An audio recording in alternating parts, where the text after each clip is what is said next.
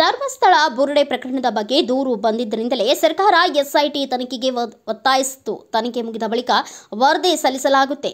ಅದರ ಆಧಾರದ ಮೇಲೆ ಯಾರು ತಪ್ಪು ಮಾಡಿದ್ದಾರೋ ಅವರು ಕಾನೂನಿನ ಕ್ರಮಕ್ಕೆ ಒಳಗಾಗುತ್ತಾರೆ ಎಂದು ಸಣ್ಣ ನೀರಾವರಿ ಸಚಿವ ಎನ್ಎಸ್ ಬೋಸರಾಜು ಹೇಳಿದರು. ಅವರಿಂದು ನಗರದಲ್ಲಿ ಭೇಟಿ ನೀಡಿ ಮಾಧ್ಯಮದ ಜೊತೆ ಮಾತನಾಡಿ, ಧರ್ಮಸ್ಥಳದಲ್ಲಿ ಶವಗಳ ಹೂಳಿದ ಆರೋಪದ ಮೇಲೆ ಪ್ರಕರಣ ದಾಖಲಾಗಿತ್ತು. ಈ ನಿಟ್ಟಿನಲ್ಲಿ ಸರ್ಕಾರ ಎಸ್ಐಟಿ ತನಿಖೆಗೆ ಆದೇಶಿಸಿ ಸತ್ಯಾಸತ್ಯತೆ ಪರಿಶೀಲಿಸಲು ಮುಂದಾಗಿತ್ತು. ಈಗ ತನಿಖೆ ಸ್ಥಗಿತವಾಗಿ ಸರ್ಕಾರಕ್ಕೆ ವರದಿ ನೀಡಲಾಗುತ್ತದೆ. ಎಸ್ಐಟಿ ತನಿಖೆಗೆ ವೀರೇಂದ್ರ ಹೆಗಡೆ ಅವರು ಸ್ವಾಗತಿಸಿದ್ರು. ಬಿಜೆಪಿ ನಾಯಕರು ವಿನಾಕಾರಣ ಎಲ್ಲದರಲ್ಲೂ ರಾಜಕಾರಣ ಮಾಡ್ತಾರೆ. ಜನರ ಮಧ್ಯೆ ಅಶಾಂತಿ ಸೃಷ್ಟಿಸುವುದೇ ಅವರ ಕೆಲಸ. ಅಭಿವೃದ್ಧಿ ಕೆಲಸಗಳ ಬಗ್ಗೆ ಚರ್ಚೆ ಮಾಡಲ್ಲ. ಕೇಂದ್ರ ಸರ್ಕಾರ ರಾಜ್ಯಕ್ಕೆ ಅನುದಾನ ನೀಡುವ ಬಗ್ಗೆ, ಕೇಂದ್ರದ ಯೋಜನೆಗಳ ಬಗ್ಗೆ ಚರ್ಚಿಸುವ ಕಾಳಜಿ ಇಲ್ಲ. ಯಾರೇ ಕಾನೂನಿನ ಅಡಿ ತಪ್ಪು ಮಾಡಿದರೂ ಶಿಕ್ಷೆಗೆ ಗುರಿಯಾಗ್ತಾರೆ. ಸುಳ್ಳು ದೂರು ನೀಡಿ ಸರ್ಕಾರದ ದಿಕ್ಕು ತಪ್ಪಿಸಲಾಗುತ್ತಿದೆ ಎಂಬ ಪ್ರಶ್ನೆಗೆ ದೂರು ನೀಡಿದವರನ್ನ ಈಗಾಗಲೇ ಬಂಧಿಸಿ ವಿಚಾರಣೆಗೆ ಒಳಪಡಿಸಲಾಗುತ್ತಿದೆ. ತಪ್ಪು ಮಾಡಿದರೆ ಶಿಕ್ಷೆಗೆ ಒಳಗಾಗುತ್ತಾರೆ ಎಂದು ಹೇಳಿದರು. ಈಗ ಧರ್ಮಸ್ಥಳವು ಈಗಾಗಲೇ ಒಂದು ಮಟ್ಟಕ್ಕೆ ಬಂದಿದೆ. ಕಂಪ್ಲೇಂಟ್ ಬಂದು ಕೆಲವು ವ್ಯಕ್ತಿಗಳು, ವಕೀಲರು, ಮ್ಯಾಜಿಸ್ಟ್ರೇಟ್ ಮುಂದೆ ಅವರ ಕಂಪ್ಲೇಂಟ್ ಮಾಡಿದಾಗ ಸಹಜವಾಗಿ ಅದು ಸರ್ಕಾರಕ್ಕೆ ಬಂದಿದೆ. ಸರ್ಕಾರ ಇದು ಭಾಳಷ್ಟು ವಿವರವಾದಂಥ ಕಂಪ್ಲೇಂಟ್ ಇರೋದ ಮುಖಾಂತರ ಅದನ್ನು ಕೇವಲ ರೆಗ್ಯುಲರ್ ಪೊಲೀಸರಿಂದ ಅಲ್ಲಿ ಮಾಡಲಿಕ್ಕೆ ತೊಂದರೆ ಆಗ್ಬೋದು ಪೊಲೀಸ್ ಸ್ಟೇಷನ್ ಅಂತೇಳಿ ಒಂದು ಸಿಟ್ಟನ್ನು ಅವ್ರಿಗೆ ಕೊಟ್ಟಿದ್ದಾರೆ. ಅವರು ಇವತ್ತು ಅದನ್ನು ಪೂರ್ತಿ ಪರಿಶೀಲನೆ ಮಾಡಿದ್ದಾರೆ, ತನಿಖೆ ಮಾಡಿದ್ದಾರೆ. ಮತ್ತು ಆ ಸಿಟ್ಟು ಮಾಡಿರ್ತಕ್ಕ ಸಂದರ್ಭದಲ್ಲಿ ಧರ್ಮಸ್ಥಳದ ಮುಖ್ಯಸ್ಥರಾಗಿರ್ತಕ್ಕಂಥ ರಾಜ್ಯಸಭಾ ಸದಸ್ಯರು, ಎಲ್ಲರಿಗೂ ಗೌರವಾನ್ವಿತರಾಗಿರ್ತಕ್ಕಂಥ ಶ್ರೀಮಾನ್ ಹೆಗಡೆ ಅವರು ಸಹಿತ ಸ್ವಾಗತ ಮಾಡಿದ್ದಾರೆ. ಸರ್ಕಾರ ಒಳ್ಳೆ ಕೆಲಸ ಮಾಡಿದೆ.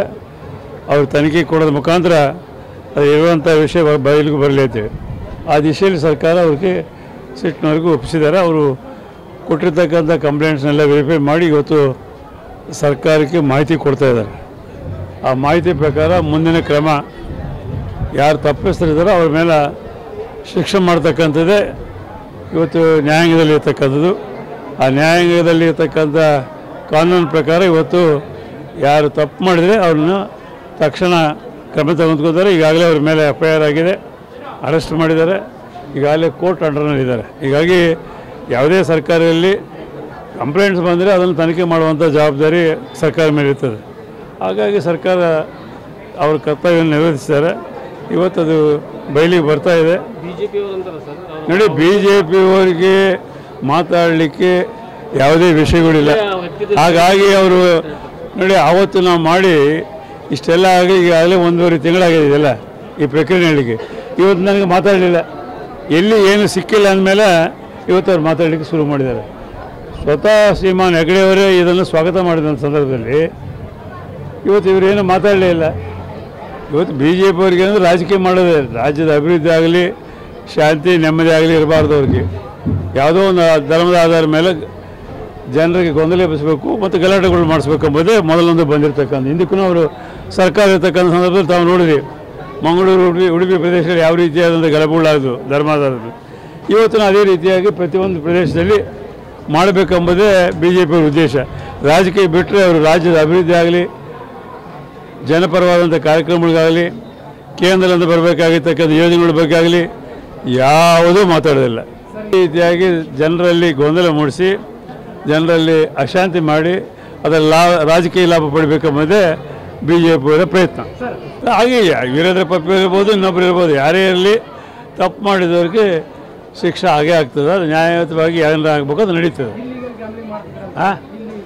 ಅದೇ ಯಾರು ಗ್ಯಾಬ್ಲಿಂಗ್ ಮಾಡ್ತಾರೋ ಮತ್ತೊಂದು ಮಾಡ್ತಾರೆ, ಯಾರೇ ಮಾಡಲಿ ಕಾನೂನಿಗೆ ಬಾಹಿರವಾಗಿ ಮಾಡಿರ್ತಕ್ಕಂಥ ಚಟುವಟಿಕೆಗಳಿಗೆ ಸರ್ಕಾರ ಎಂದು ಅವಕಾಶ ಕೊಡೋದಿಲ್ಲ. ಅವ್ರು ಯಾರೇ ಇರಲಿ ಅವ್ರ ಮೇಲೆ ಆ್ಯಕ್ಷನ್ ತಗೊಳ್ತದೆ.